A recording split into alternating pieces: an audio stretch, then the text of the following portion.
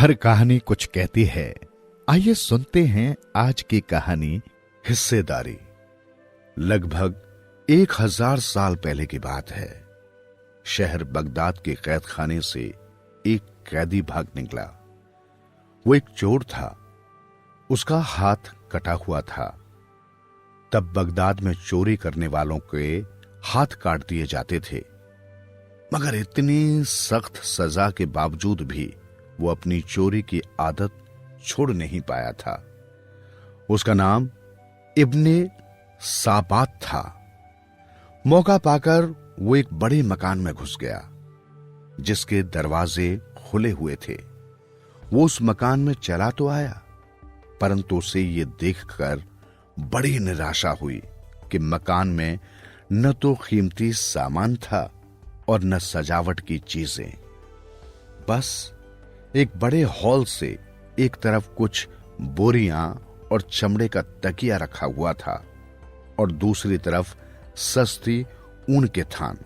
साबात की निगाह ऊन के थानों पर टिक गई।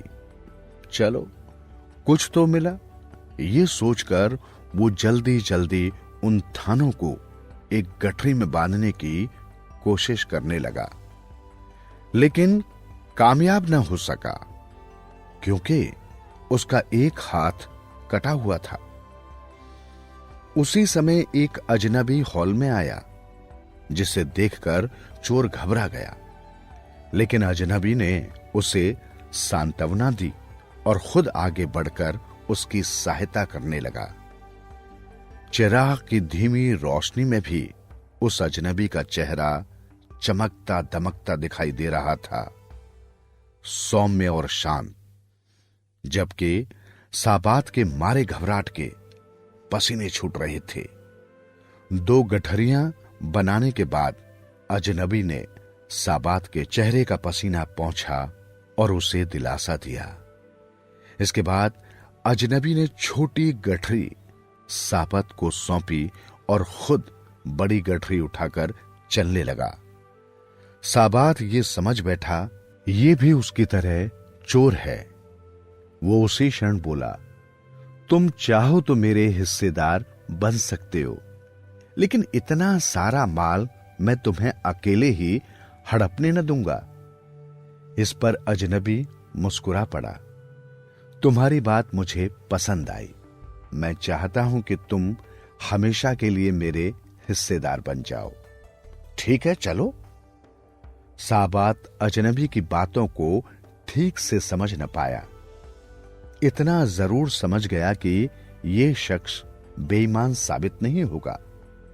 अजनबी ने भारी गठरी ले तो ली, लेकिन उतना बोझ उठाने की ताकत उसमें न थी। वो एक बूढ़ा और कमजोर व्यक्ति था। उसके पांव कांप रहे थे। इधर साबात जल्द से जल्द अपनी मंजिल तक पहुंच जाना चाहता था, लेकिन अपने बूढ़े साथी की वजह से मजबूर था। वो उसे तेज चलने को कहता और बूढ़ा हांफता हांफता कहता, आ रहा हूं बाबा।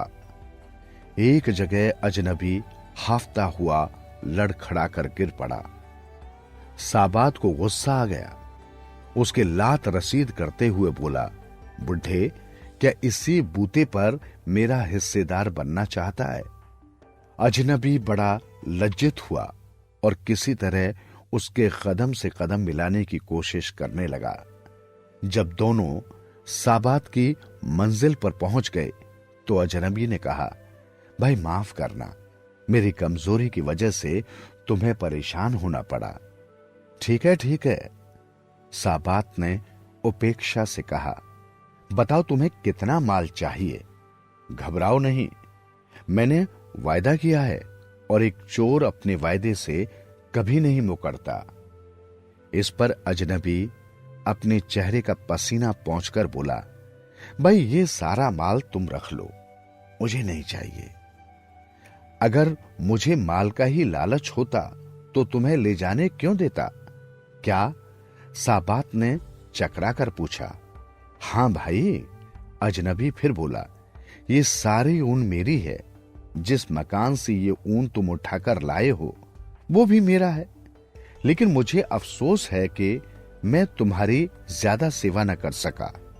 आइंदा जब भी तुम चाहो मेरे घर मेहमान बनकर आ सकते हो, मुझे खुशी होगी। इतना कहकर अजनबी ने साबात से हाथ मिलाया और उसे दुआएं देता हुआ चला गया। साबात अजनबी के रवैये से बड़ा हैरान हुआ। उसने सोचा, हो न हो ये आदमी पागल है। खैर जो भी हो, माल तो सौंप गया। पर जिज्ञासा ने उसे शांति से बैठने न दिया। दूसरे दिन सुबह ही वो उस घर के पास जा पहुंचा जहां पिछली रात उसने चोरी की थी। पड़ोस में एक लकड़हारे का घर था। उसने उससे पूछा, क्यों भाई, यहां कौन रहता है? शेख जुनेद बगदादी। लकड़हारे ने जवाब दिया। ये सुनना था कि उसके हाथों के तोते उड़ गए। शेख जुनैदी बगदादी की शोहरत तो उसने भी सुन रखी थी, लेकिन उन्हें देखने का कभी अवसर नहीं मिला था। शेख जुनैद बगदादी बहुत बड़े संत थे। तूने ये क्या किया? साबात पश्चाताप में अपने गाल पर तमाचे मारते हुए बोला और लपक कर उस मकान में दाखिल हो गया। शेख साहब, मुझे माफ कर दीजिए।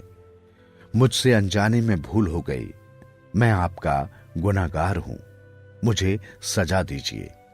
वो शेख बगदादी के कदमों में गिरकर गिड़गिड़ाने लगा, मगर शेख साहब ने उसकी पीठ थपथपाते हुए कहा, तुम हमेशा के लिए मुझसे साझेदारी कर लो। उस दिन साबत शेख साहब का शिष्य बन गया और आगे चलकर काफी मशहूर हुआ, शेख अहमद इब्ने साबत के नाम से।